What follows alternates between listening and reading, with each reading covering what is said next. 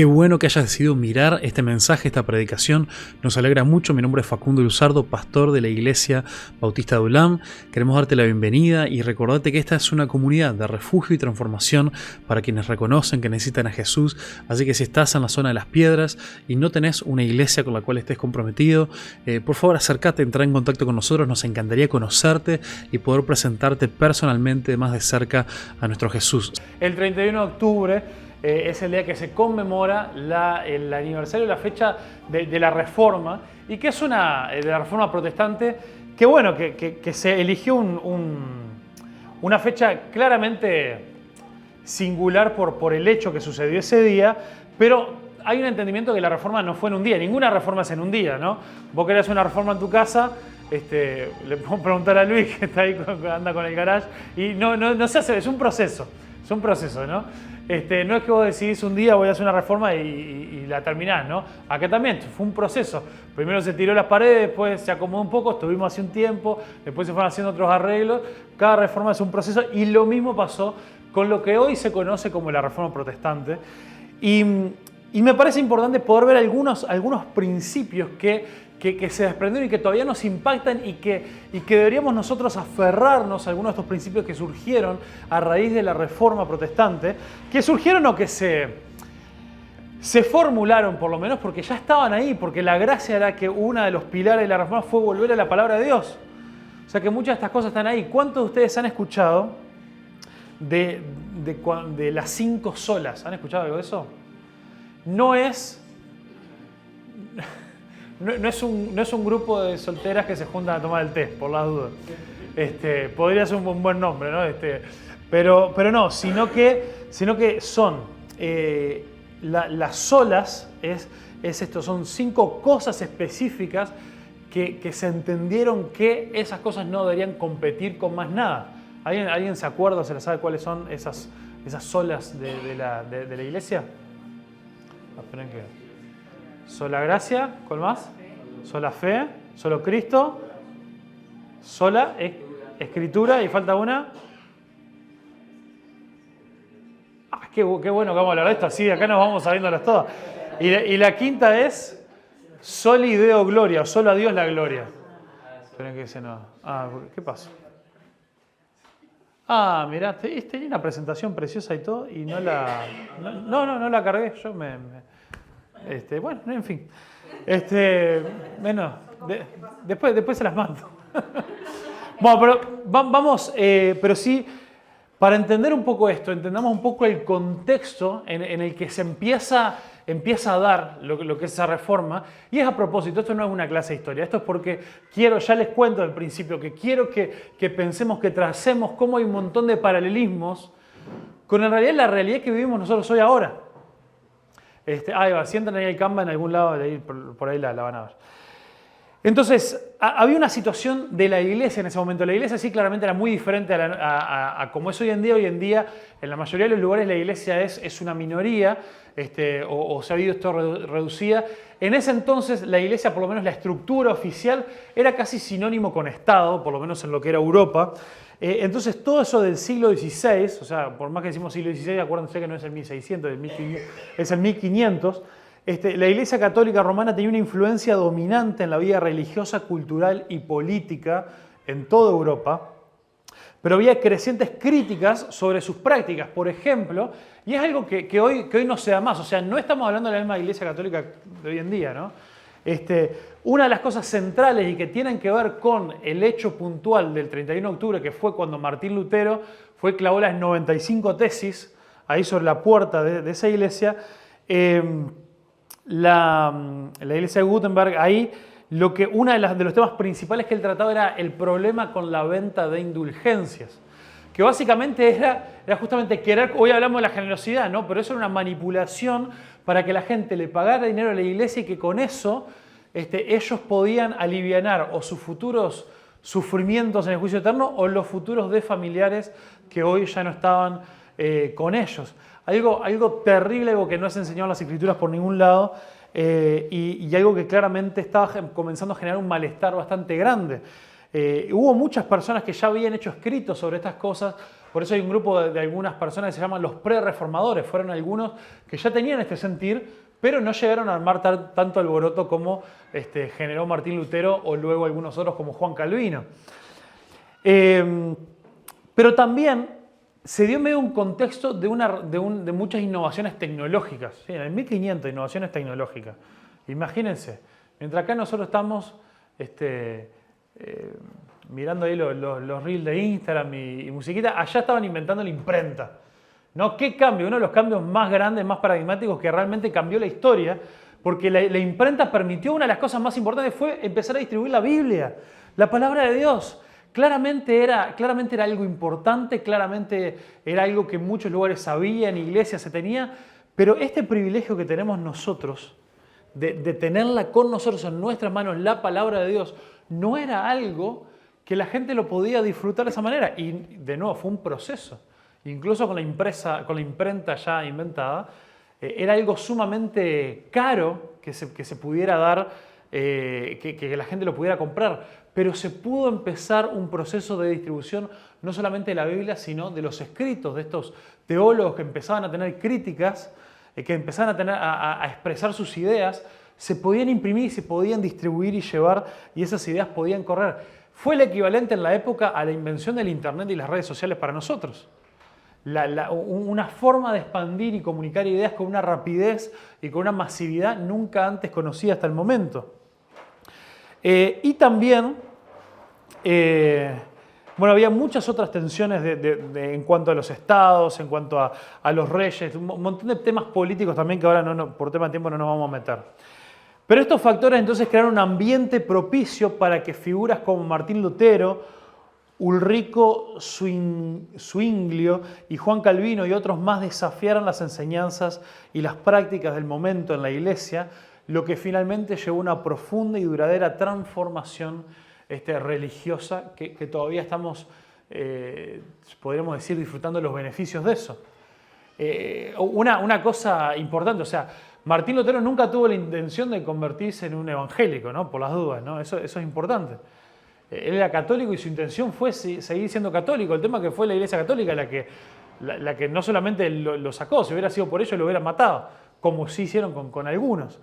Y estas 5 solas que decimos no era parte de las 95 tesis que postuló Lutero, ni nadie las escribió, sino son conclusiones, son 5 conclusiones de estas grandes transformaciones que se dan, de esta reforma que se da, que más adelante se escriben y se postulan como estas 5 solas.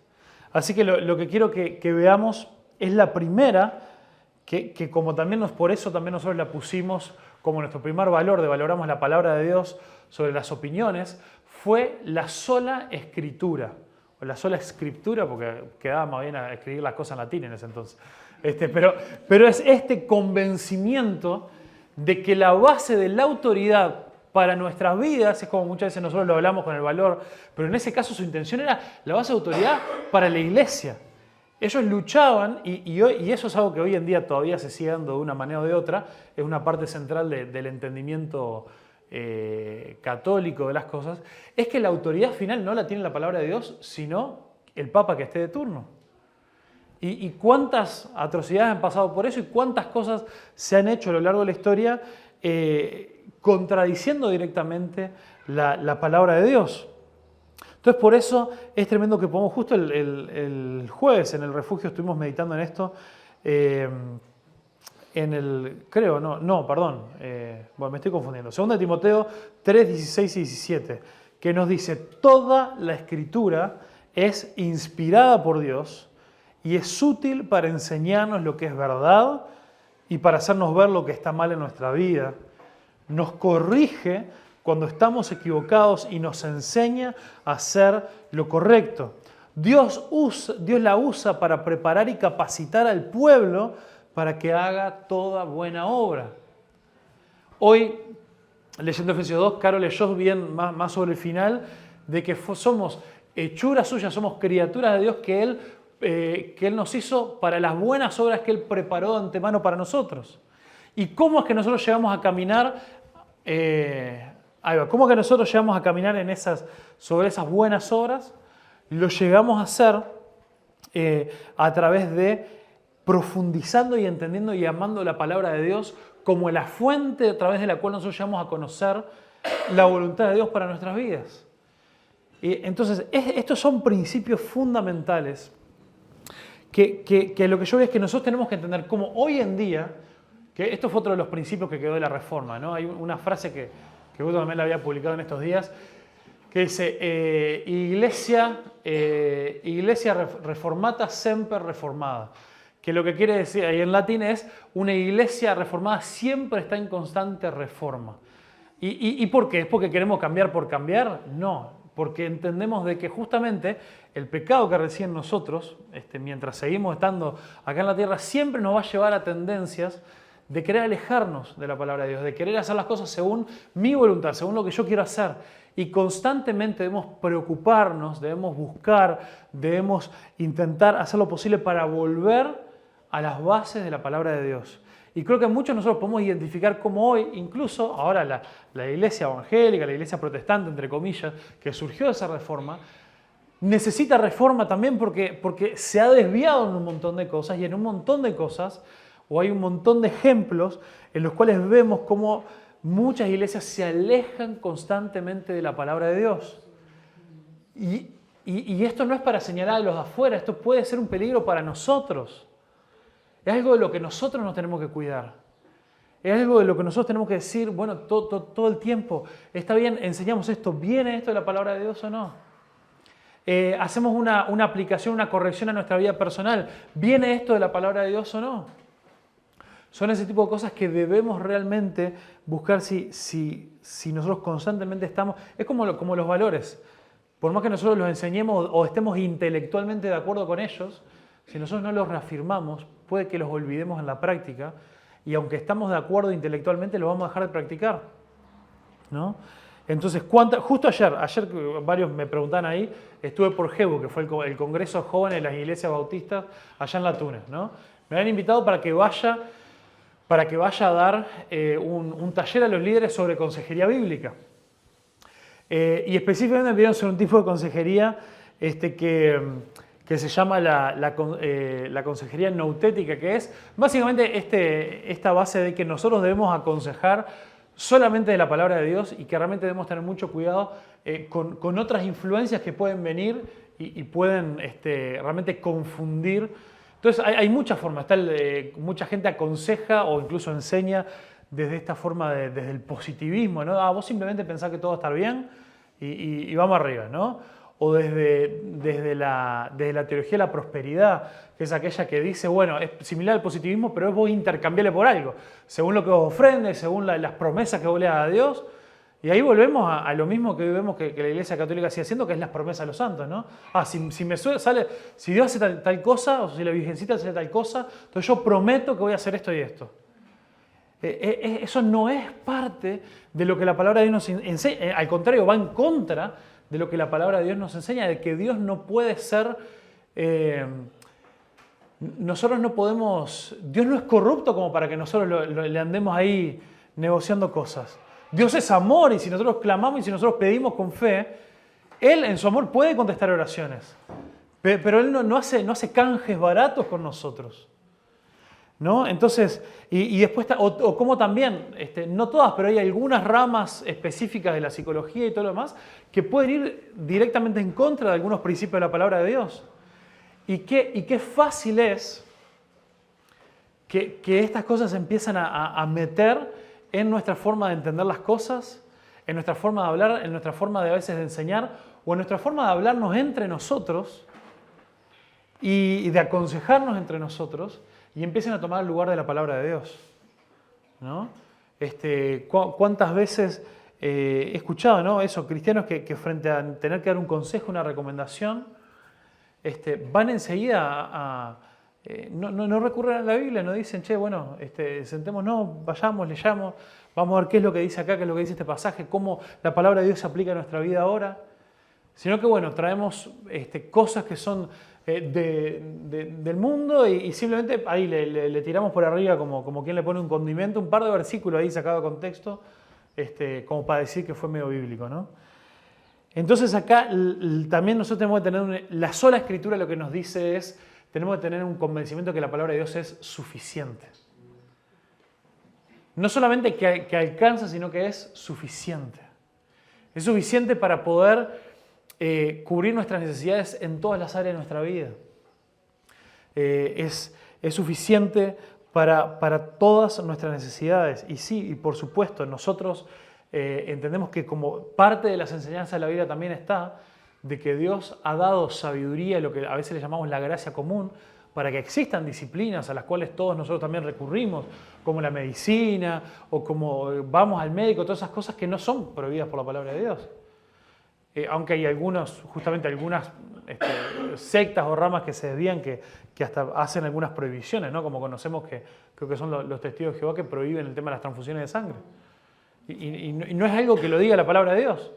Son cosas que ellos agarran, sacan del contexto algunas cosas y agregan sus opiniones arriba de eso. Entonces nosotros tenemos que entender que la palabra de Dios es justamente útil. Y acá nos dice para qué es útil. No, capaz que la palabra de Dios no es útil para saber cómo hacer una reforma acá, ¿no? Hay que ir a una escuela de albañilería, ¿no? Pero ¿para qué es útil? Nos dice, es útil para enseñarnos lo que es verdad. Es una de las necesidades más grandes hoy en día, que muchos describen este tiempo como el tiempo de la postverdad, un tiempo en el cual las verdades son relativas, en el cual ya no importa si hay estas noticias falsas en las redes, porque cada uno elige creer lo que quiere. Dice, la palabra de Dios nos enseña lo que es verdad, lo que es una verdad firme, segura, y para hacernos ver también lo que está mal en nuestra vida, nos confronta. Una de las razones por las cuales la verdad la relativizamos, porque no nos queremos dejar confrontar por la palabra de Dios. Porque queremos que justamente que en un ambiente como la iglesia simplemente me den para adelante, me animen, me quiero ir bien, me quiero ir con las pilas cargadas. Y si hablan justamente de un pecado en el que yo estoy, ahí me voy bajoñado porque no puede ser, qué cosa. La palabra de Dios es útil para confrontarnos con la verdad, en amor, pero con la verdad. Dice también,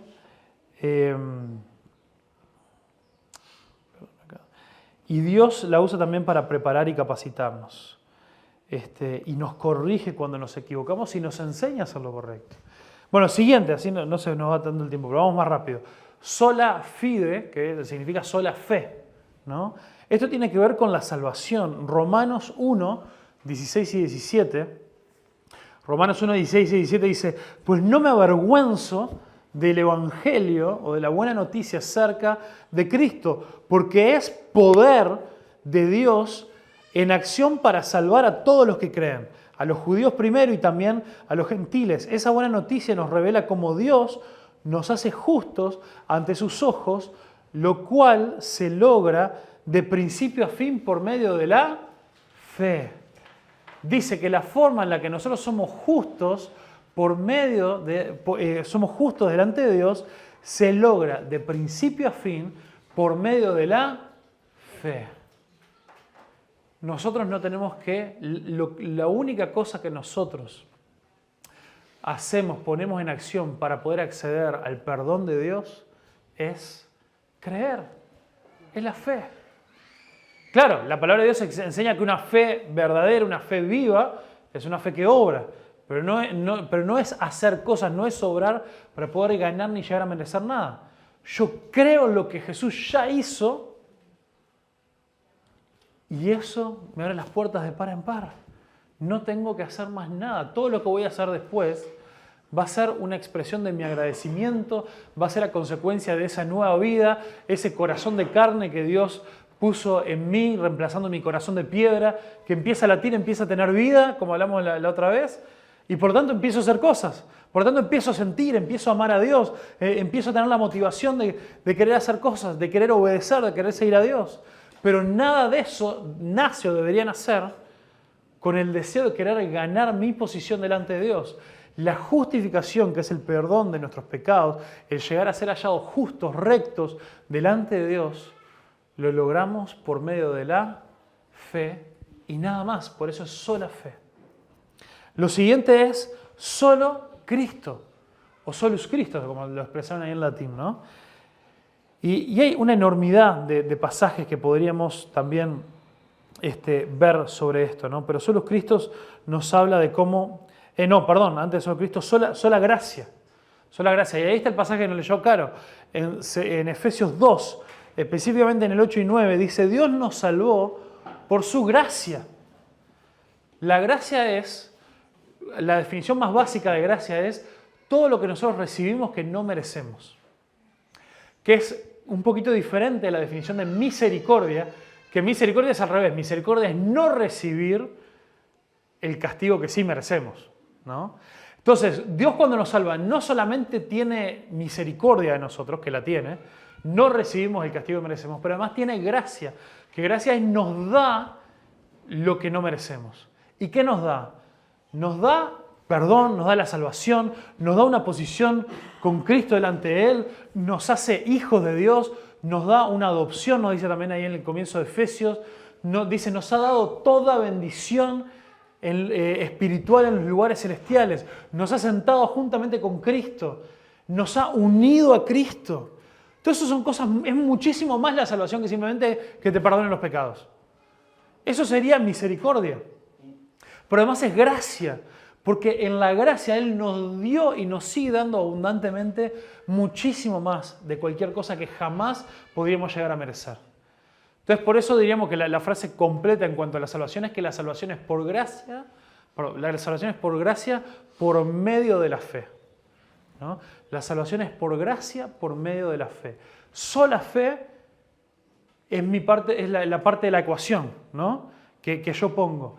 Y sola gracia es lo que Dios me da para poder tener mis pecados perdonados. E incluso este pasaje de Efesios nos da una sorpresa más, pero vamos a empezar a estudiar Efesios, lo dejo para ahí. Porque incluso cuando dice que es por gracia, por medio de la fe, dice, y esto es un don de Dios, es un regalo de Dios. Y yo entiendo que ahí está diciendo que la gracia claramente es un regalo de Dios. Pero lo aclara porque la fe también es un regalo de Dios. ¿Se acuerdan que lo hablábamos cuando hablamos de Ezequiel 36-37? ¿Qué corazón de piedra puede empezar a latir? Ninguno. Dios tiene que poner un corazón nuevo. ¿Qué montón de esqueletos pueden empezar a vivir y a correr y a respirar? Ninguno. Dios tiene que poner vida. Entonces sí, Dios, lo que nosotros tenemos que hacer para hallar la gracia es creer, es tener fe, pero es tremendo que Dios en su misericordia dice, mira, ni siquiera tenés fe, toma, yo te la doy. Y Él nos da la fe y la gracia y Él es el que nos sostiene y el que nos da la vida. Dice, ustedes no tienen ningún mérito, ahí versículo 8 de Efesios 2. Es un regalo de Dios. La salvación no es un premio por las cosas buenas que hayamos hecho, así que ninguno de nosotros puede jactarse de ser salvo. Por eso es que los cristianos deberíamos, y estamos todos en un proceso, pero deberíamos ser las personas más humildes del mundo. Absolutamente nadie se debería sentir juzgado por nosotros. Nadie por fuera de la iglesia, ¿no? Una vez que somos cristianos, la Biblia sí nos llama a juzgar a los que son parte de la iglesia.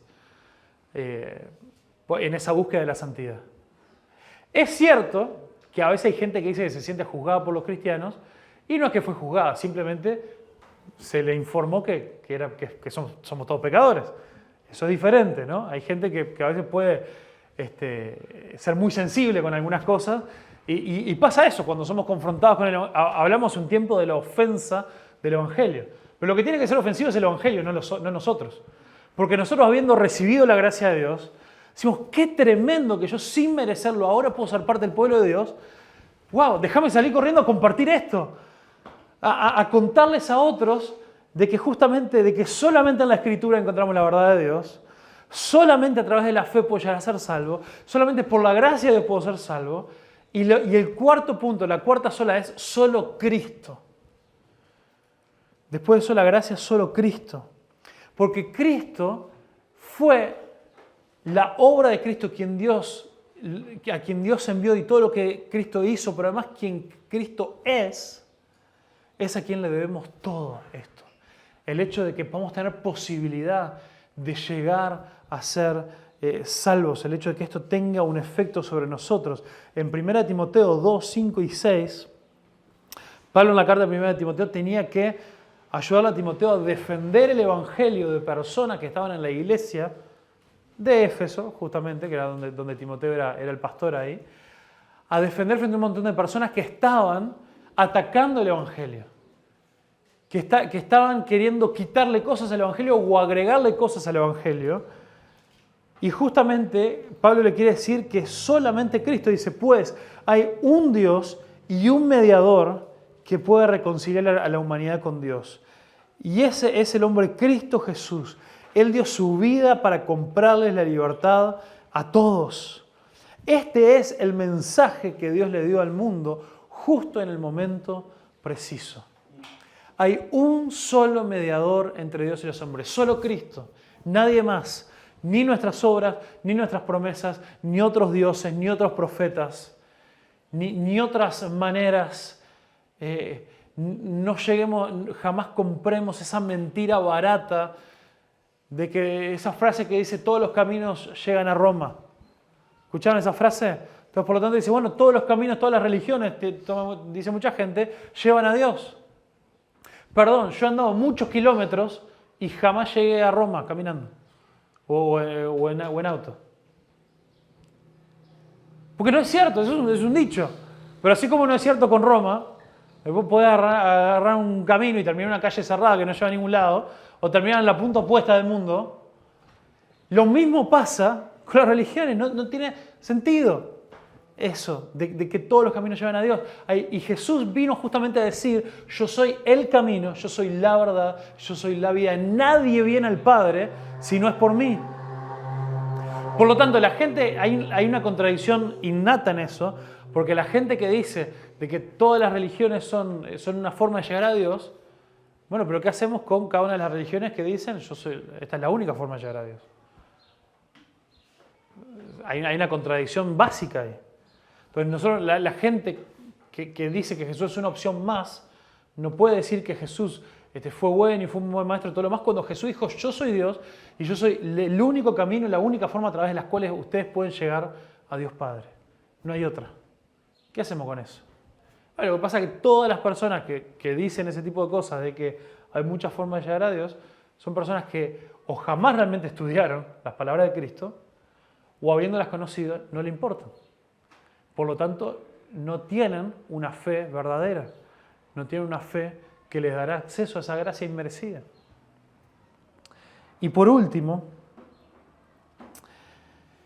que fue justo esta, sí, la voy a remachar porque es justo ahí la que no se acordaban cuando les pregunté a ver si sabían las 5 solas, ¿no? Que era la soli deo gloria, o solo a Dios la gloria. Solo a Dios la gloria. De todo esto, ¿cuál es el objetivo de todo? De la salvación, de las escrituras, el objetivo de la iglesia, el objetivo de la creación, el objetivo, el propósito de tu vida. ¿Alguna vez te preguntaste para qué estoy en este mundo? ¿Para qué sirvo? ¿Para qué Dios me tiene acá? ¿Por qué sigo vivo? ¿Qué se supone que tengo que hacer con mi vida? Todo eso tiene una sola respuesta. Vivir y existir para darle la gloria a Dios. No hay mayor propósito, no hay mayor meta en la vida, no hay mayor satisfacción que vivir para que toda nuestra vida se trate de que solamente Dios sea reconocido, sea exaltado y sea glorificado sobre todas las cosas. 2 pasajes sobre esto, aunque son muchísimos.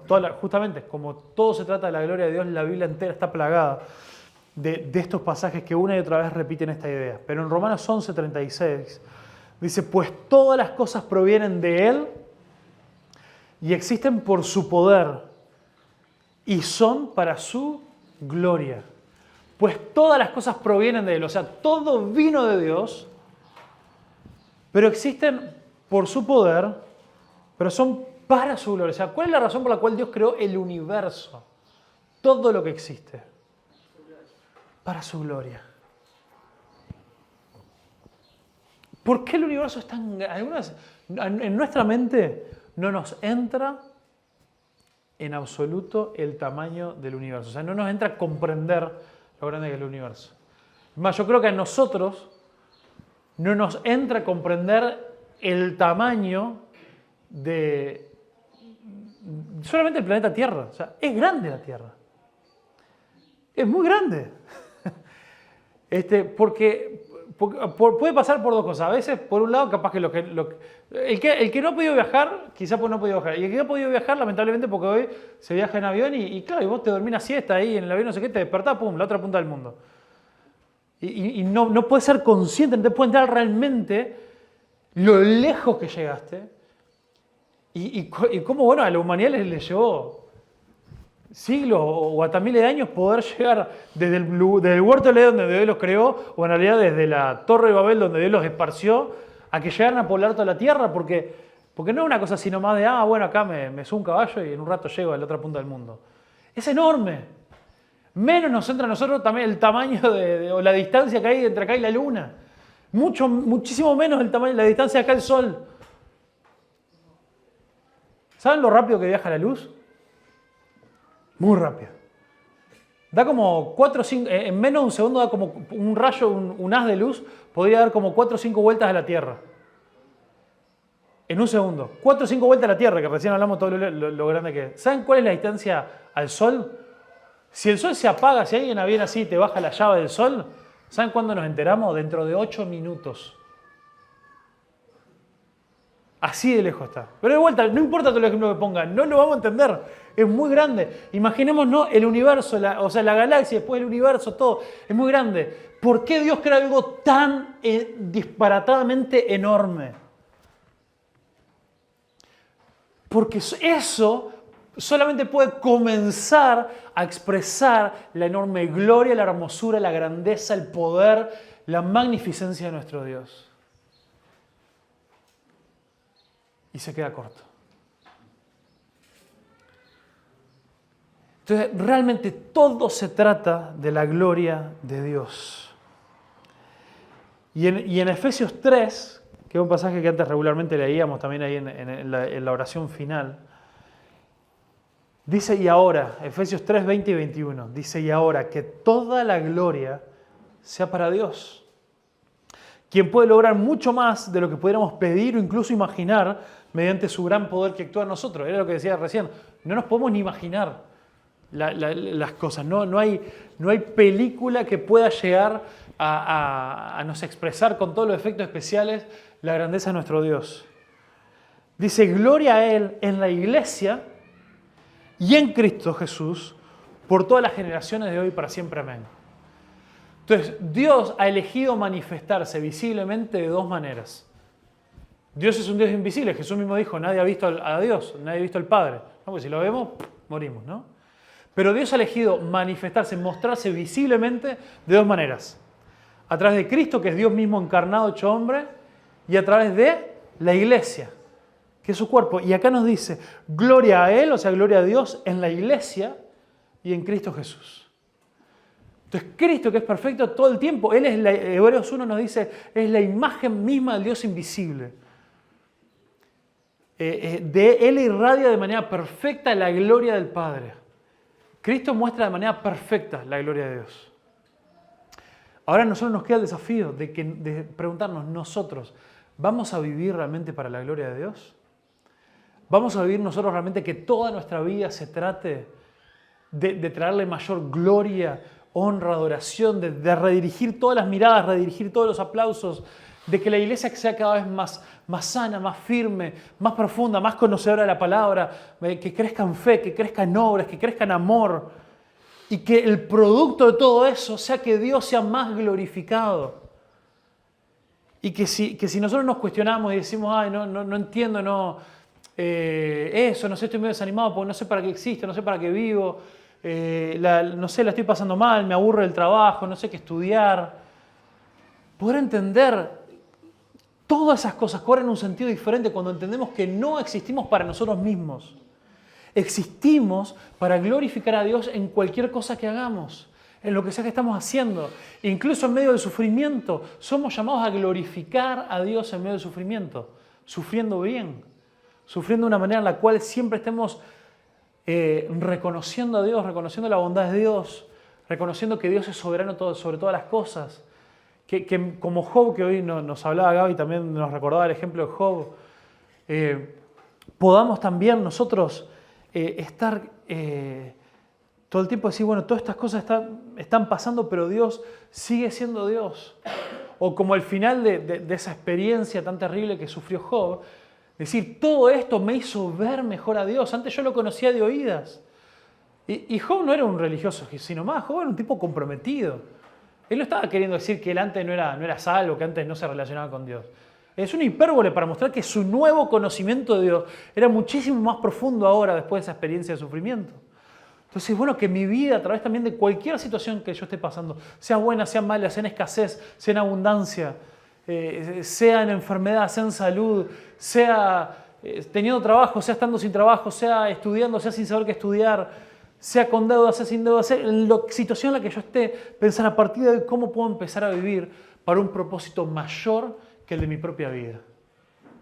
Y eso no va a minimizar tus problemas, pero lo que va a hacer es que te va a llenar de propósito, te va a llenar de pasión, te va a llenar de paciencia. El fruto del Espíritu de Dios va a aflorar en vos y vas a vivir tu vida de una manera completamente diferente, con tus ojos puestos en lo eterno, con tus ojos puestos en lo que verdaderamente vale la pena, y realmente todo va a cobrar un nuevo sentido, aun cuando las circunstancias no cambian. Entonces, estas 5 solas son importantes, ¿verdad?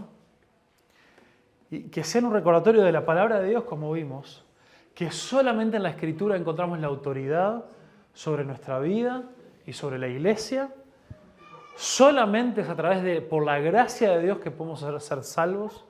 Solamente es a través de la fe, sin poder hacer nada para ganarnos o merecer esa gracia, porque dejaría de ser gracia. Es solamente a través de la obra de Cristo que esa gracia y esa fe están disponibles. Es solamente a través, y es solamente para Dios la gloria en todo lo que hagamos y para todo lo que existimos. Entonces, pregúntate en tu vida hoy, ¿de qué manera puede ser que yo esté minimizando las Escrituras? Y yo tengo la Biblia y algunas otras cosas más que me ayudan en mi vida, ¿no? La palabra de Dios es suficiente. ¿De qué maneras vos estás minimizando la fe en tu vida? Lo hablamos hoy en el tiempo de generosidad, ¿no? El tema del valor, que hoy mezclamos los dos ahí. No, sí está bien, yo tengo fe, pero la verdad que así como que para proveer para mis necesidades me las tengo que arreglar yo, porque si no, yo no sé si Dios realmente me va a proveer. ¿En qué maneras estás socavando, menospreciando la gracia de Dios? A muchos cristianos les pasa que piensan que la gracia de Dios les sirve hasta el momento que fueron salvos, pero de ahí en adelante viven su vida cristiana en base a las obras. Y eso está mal también. La gracia de Dios es para toda nuestra vida. No solamente para nuestros pecados pasados, también para nuestro caminar con Dios. La gracia de Dios no es solamente para perdonar nuestros pecados, la gracia de Dios es la que nos ayuda también para dejar de pecar. El obrar del Espíritu en nuestra vida para santificarnos es gracia de Dios. ¿De qué manera nosotros estamos menospreciando a Cristo? Capaz que esto, ¿no? Algunas personas dicen, bueno, tenemos a Jesús, pero además tengo este motivador. Capaz que tengo a Cristo, pero también tengo este motivador en las redes sociales, o este libro, o este autor, o esta cosa a la cual yo me abrazo toda mi esperanza, ¿no? O tengo a Cristo, pero además mi familia es intocable. ¿En qué cosas nosotros tenemos otras cosas además de Cristo? ¿Y en qué cosas nosotros no estamos realmente entendiendo que la gloria debe ser toda para Dios? Y queremos la gloria para nosotros. Queremos nosotros el reconocimiento.